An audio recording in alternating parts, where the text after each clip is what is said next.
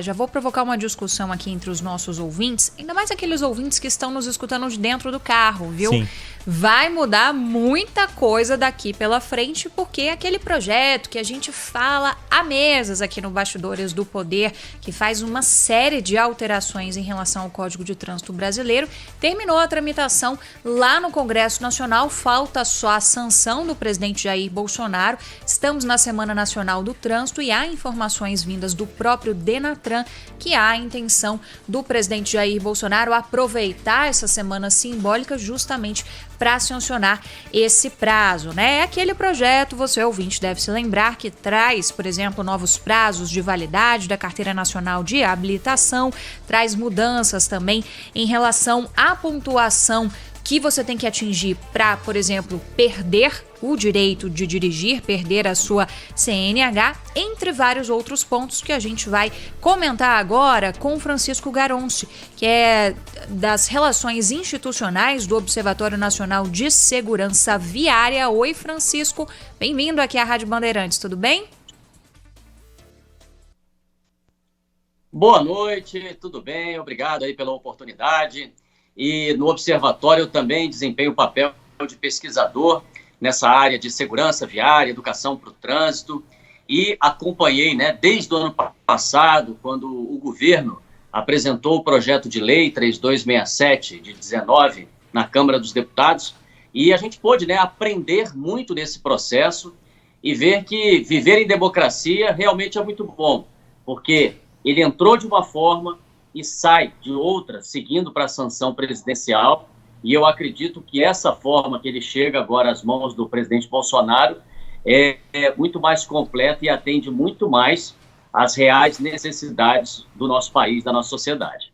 Isso vale a gente destacar mesmo, né, Garoncio? Afinal de contas, o projeto, quando foi enviado lá para o Congresso Nacional, por exemplo, assustava bastante em relação à flexibilidade que dava, por exemplo, na hora de alguém ser multado porque não está transportando crianças com uma cadeirinha, né? A sugestão inicial era de que fosse só uma advertência, mas agora teve mudanças na tramitação do Congresso. Eu queria que você ajudasse a gente a pontuar aqui justamente quais são esses tópicos considerados mais importantes que sofreram mudanças ao longo da tramitação no Congresso.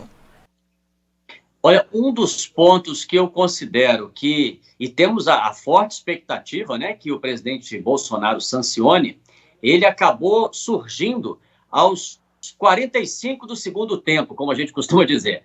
Foi lá no Senado, o senador Cantarato incluiu um item, uma mudança, uma inserção de autoria dele, em que, a partir de agora, fica proibido que o juiz, quando alguém é condenado por um crime de trânsito e ele, responsável por aquele crime de trânsito, esteja sob efeito de álcool ou drogas e cause lesões ou morte, não possa mais haver a substituição da pena restritiva de liberdade por aquela restritiva de direitos. Ou seja, é o famoso deixar de ir preso e dar meia dúzia de cestas básicas ou fazer um trabalho social.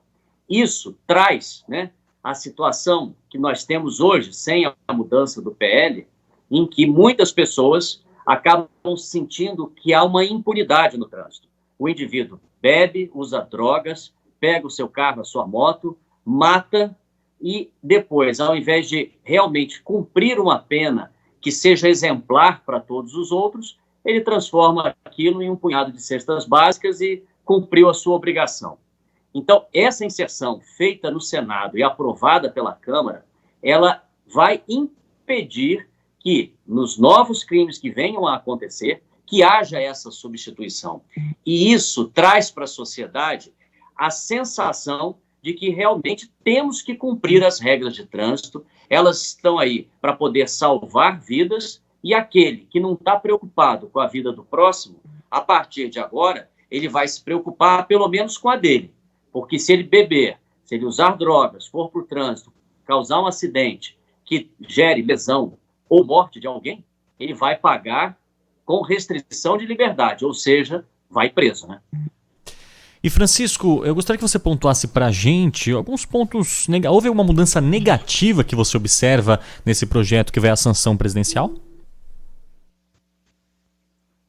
Olha, como uma entidade, né, o Observatório Nacional de Segurança Viária, o nosso objetivo, a nossa razão de existência, os pesquisadores todos que são ligados ao observatório, e hoje no Brasil já são mais de 200 observadores em todos os estados da federação, não há como nós dizermos que, por exemplo, esse aumento de pontuação, ele seja algo positivo.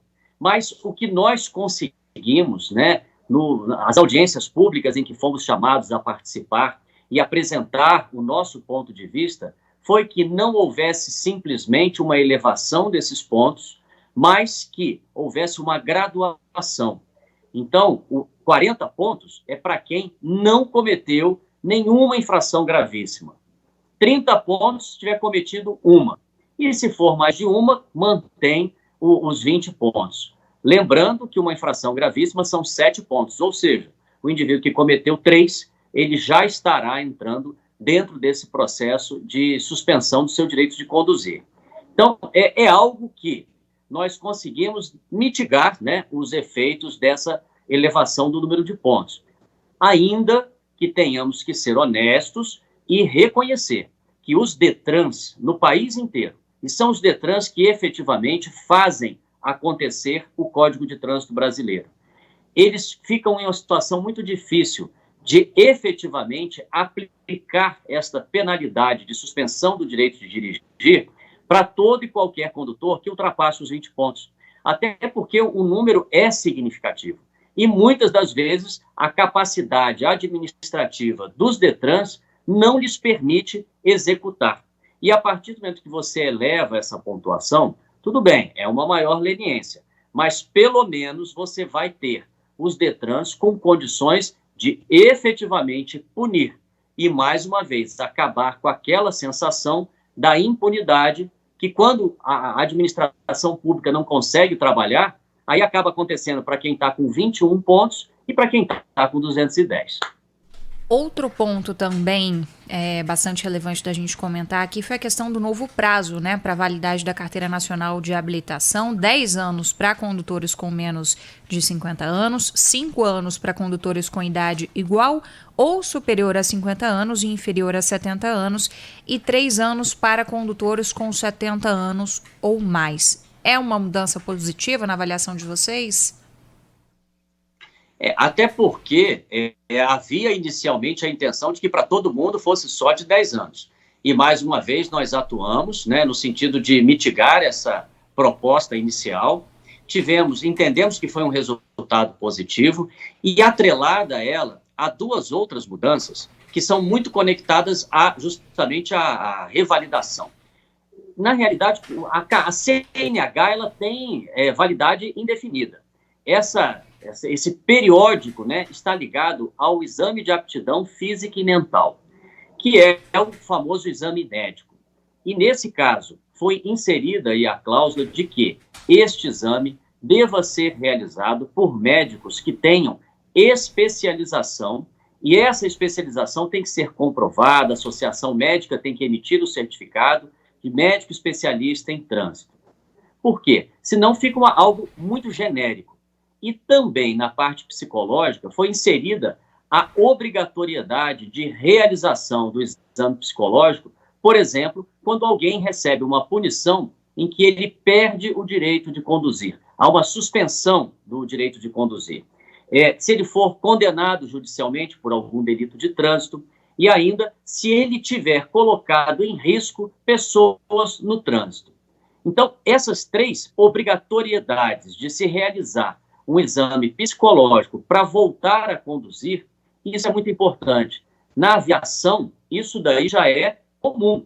O indivíduo passa periodicamente por essas avaliações para verificar se ele tem condições de pilotar uma aeronave. E no caso do trânsito, ainda não havia essa obrigatoriedade. Ele era condenado e depois cumpria a pena e voltava. E ter esta reavaliação usando um método científico, com profissionais preparados, qualificados por suas categorias médicas e psicológicas, para atestar que ele tem condições de conduzir, isso daí é mais um dos ganhos que a gente consegue ter ao final desse longo processo pelo qual passou o projeto de lei.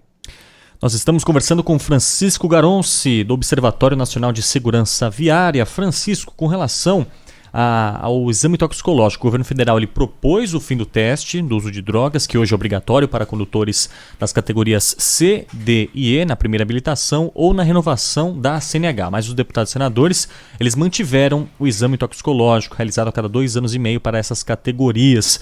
Vocês consideram importante essa medida também, já que eles conduzem veículos pesados que podem causar grandes acidentes? Sim, sem dúvida. É mais uma coisa que o projeto original previa a extinção desse exame. E é interessante, nós fazemos muitos trabalhos de levantamento de informações nas estradas, junto aos caminhoneiros, e a gente vê que, principalmente aqueles que estão há mais de 10 anos na estrada, você não encontra um deles que se apresente e fala, olha, eu sou contra isso, está errado. Muitas das vezes há uma reclamação quanto ao valor a ser pago, que no início era muito alto e que hoje vem caindo, até porque o número de laboratórios realizando esse serviço vem crescendo, Hoje já são 5 vezes mais laboratórios do que havia no início, que foi em 2016. Então, isso daí traz uma maior concorrência e melhores preços para que todos possam pagar. E uma grande reclamação que há por parte, principalmente dos caminhoneiros, é assim, não de que sejam contra o exame toxicológico, até porque eles se sentem protegidos. E a grande maioria deles não faz uso de drogas. Então, isso faz com que eles se protejam de quem descumpre a regra.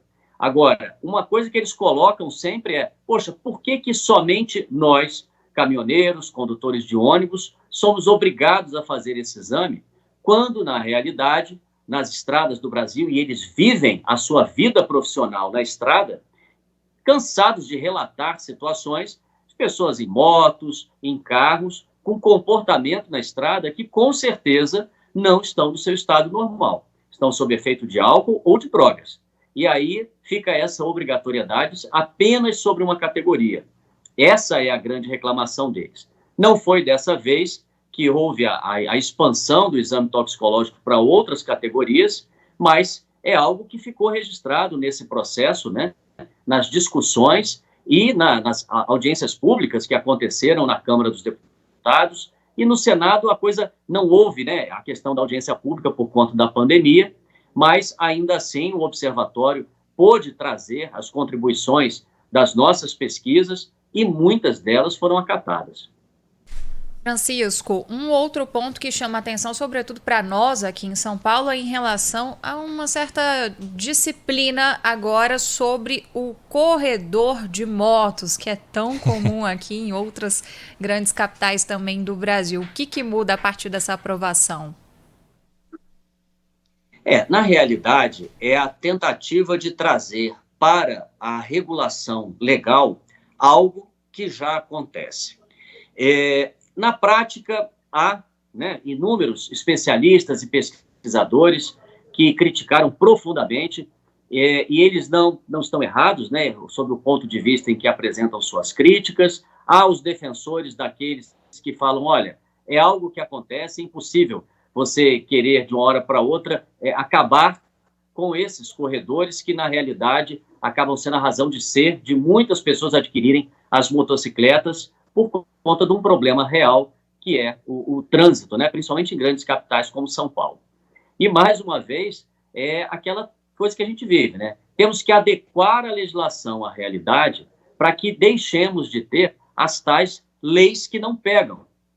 Então, quando nós trazemos esse tipo de regulação, pelo menos você normatiza e estabelece que não é para ninguém sair andando a 80 km por hora num corredor e se achar senhor da verdade. Então, você precisa estar conduzindo nessa situação quando o trânsito estiver parado, até para que dê alguma fluidez para quem está sobre 2 rodas, mas que esta fluidez também tenha limites que tragam alguma segurança para todos os usuários, Então, é aquela história. Muitas das vezes, dentro desse projeto de lei, nós enxergamos ali um copo com água pela metade. E muita gente critica porque ele está meio vazio. E outros batem palmas porque ele está meio cheio. E, na realidade, o que nós temos é uma adequação à nossa realidade, a problemas reais que nós temos no trânsito. E a grande expectativa de todos que trabalham com trânsito é que as contribuições que ali estão, e são várias, que elas efetivamente sejam cumpridas, que elas sejam integradas ao trânsito brasileiro, porque continuar matando mais de 30 mil pessoas por ano, isso não é normal, isso não pode ser enxergado como algo normal. E de 5 a 29 anos, hoje, no Brasil, o que mais mata é o trânsito. Nem a pandemia do Covid-19 mudou isso, até porque de 5 a 29 anos, Covid não é tão letal. Então, assim, é um problema grave, que nós estamos convivendo com ele há muitos anos, e essas pequenas mudanças, esses avanços, né? Esse projeto de lei, ao ser aprovado e sancionado pelo presidente, será a 39ª atualização do Código de Trânsito brasileiro. E é assim que tem que ser mesmo.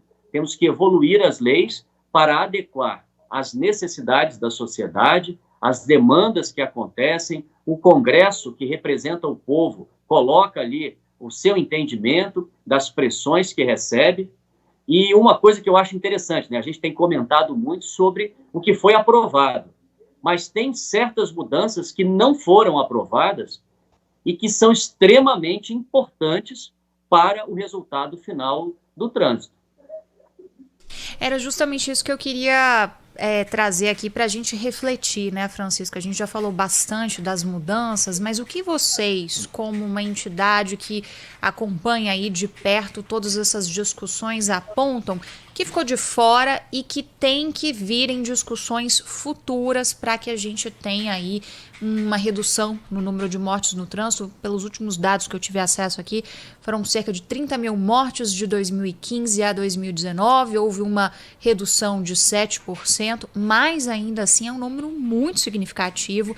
São 30 mil vidas perdidas e que poderiam ser situações evitadas se a gente tivesse, talvez, um pouquinho mais de dedo do poder público disso, um pouquinho mais de consciência dos próprios motoristas, né? Uma mudança que não aconteceu e que o Observatório atuou muito fortemente junto aos parlamentares, às bancadas, foi uma tentativa que não estava no PL original, mas que surgiu na Câmara dos Deputados, de voltar para os municípios o controle sobre os ciclomotores, que são as famosas cinquentinhas, as motocicletas de baixa cilindrada, até 50 cilindradas. E isso daí acontecia dessa forma até 2016, era um absoluto descontrole, não se conseguia sequer ter estatísticas do número de pessoas que morria ou se acidentava em cima desses ciclomotores, porque eles eram totalmente desregulados, descontrolados. Muita gente morreu e nós nunca saberemos, porque não havia nem como registrar esse tipo de acidente, esse tipo de morte. Bom, houve a intenção, em 2016 para cá, passou a ser controlado como qualquer outro veículo, só que em algum momento a pressão, talvez de montadoras que vendam esse tipo de veículo, essas cinquentinhas, na falsa expectativa de que o descontrole traria uma maior venda desses ciclomotores, o que não é verdade, porque o que acaba caindo é que vira o meio de transporte da morte. E isso daí eu acredito que é muito pior para um segmento do que ter uma desregulação que possa permitir algumas vendas a mais. Mas o fato é que essa ideia que surgiu na Câmara, nós combatemos fortemente nas audiências públicas, tratamos pessoalmente com vários parlamentares que são ligados à causa do trânsito, e isso sequer seguiu para o Senado. No Senado tentaram mais uma vez voltar com essa ideia, fomos lá, apresentamos os nossos argumentos ao relator, deputado Ciro Nogueira, e aos demais senadores, e foi descartada essa possibilidade. Então é algo que não estava no PL original, não saiu na proposta final para a sanção presidencial, mas foi uma grande ameaça que nós tivemos. Agora, o que de fato, né, nós vamos precisar no nosso país para mudar essa realidade que a gente tem de mais de 30 mil mortos por ano? Claro, leis são muito importantes para regular o comportamento em sociedade. Agora, se nós não tivermos a educação para o trânsito, desde o ensino fundamental, essa realidade ela não vai mudar nunca, nunca. Isso é uma verdade. Temos que fiscalizar, precisamos de engenharia de veículos e de vias que sejam mais seguras, que aceitem o erro dos condutores, que a pessoa não precise pagar com a vida por ter, de repente, derrapado em uma rodovia. Agora, a educação para o trânsito é que forma o indivíduo para a convivência urbana, que forma o indivíduo para a convivência com o trânsito, mesmo que ele opte por não ser condutor. E nós estamos com uma expectativa muito positiva, porque tivemos nesta semana uma divulgação por parte do Ministério da Infraestrutura, junto com o Ministério da Educação, de que o programa Educa, de Educação para o Trânsito no Ensino Fundamental, que já vem sendo desenvolvido há muitos anos, o Observatório foi o autor desse material na sua origem, ele passou pelo Conselho Nacional de Trânsito, foi aprovado, encaminhado ao Conselho Nacional de Educação, ao Ministério da Educação, e neste momento os dois ministros se comprometeram a efetivamente fazer isto chegar às escolas do ensino fundamental do nosso país. Então é algo que começou lá antes de 2015 e veio caminhando, e não nos importa se foi do governo A, B ou C. O que nos importa é que, em algum momento, nós teremos a educação para o trânsito para que as nossas crianças parem de morrer no trânsito simplesmente por não saberem perceber os riscos, por não saberem como se proteger. E que a gente tenha essa educação para o trânsito não é para formar mini condutor, é para formar o cidadão que convive com o trânsito como uma realidade moderna, é uma necessidade de todos nós, e independentemente de ser ou não condutor, que ele saiba perceber os riscos e ter uma atitude que proteja a sua vida e de todos que estão ao seu redor. Francisco, puxando um pouco para essa questão da educação no trânsito, na semana passada nós ouvimos aqui na Rádio Bandeirantes o deputado Kim Kataguiri, que é autor de um projeto que tornaria facultativa a frequência em autoescolas para a obtenção da CNH. O que o Observatório pensa sobre esse assunto? Olha, o Observatório trabalhou muito ativamente até 2017 dentro da Câmara Temática de Educação e Habilitação do Conselho Nacional de Trânsito para a construção de um novo modelo de formação do condutor. Porque hoje, pasmem, mas no Brasil inteiro, nos 27 DETRANs, alguém que chegue lá e queira se tornar condutor de motocicletas, ele vai obter a CNH, vai sair de lá com uma carteira, um pedaço de papel, que é a habilitação, né, do Estado brasileiro para que ele possa conduzir sobre duas rodas, descumprindo a lei. Porque o Código de Trânsito determina que para obter uma CNH da categoria A, você precisa fazer um exame na via pública, seja ela rural ou urbana. E em nenhum dos DETRANs, isso acontece. Mas não é porque os DETRANs deliberadamente decidem não cumprir a lei. É porque o modelo de formação do condutor não permite que esta avaliação, este exame, aconteça como ele tem que acontecer. E aí o que nós temos é que o indivíduo chega lá, faz o exame prático de motocicleta em um circuito fechado, muitas das vezes em uma área coberta, e aquilo ali, ele recebe do Estado brasileiro a permissão para conduzir na via pública sem nunca ter ido com uma motocicleta para o trânsito, sem nunca ter ido com uma motocicleta para uma avenida. E aí a justificativa é de que seria muito perigoso para os examinadores promover esse tipo de exame. E a pergunta que fica e não é perigoso o cidadão sair totalmente despreparado para a via pública sem ter sido capacitado para conduzir sobre duas rodas no trânsito? Então, essa é apenas uma das inúmeras falhas que nós temos, né, no processo de formação do condutor. A atual gestão do Departamento Nacional de Trânsito já se comprometeu em retomar esses estudos, que em 2018 acabaram sendo arquivados, mas eles precisam ser resgatados. Não precisamos ficar reinventando a roda. Agora, a questão do que o deputado propôs, né, de não haver a necessidade dos CFCs, essa é uma discussão mais ampla.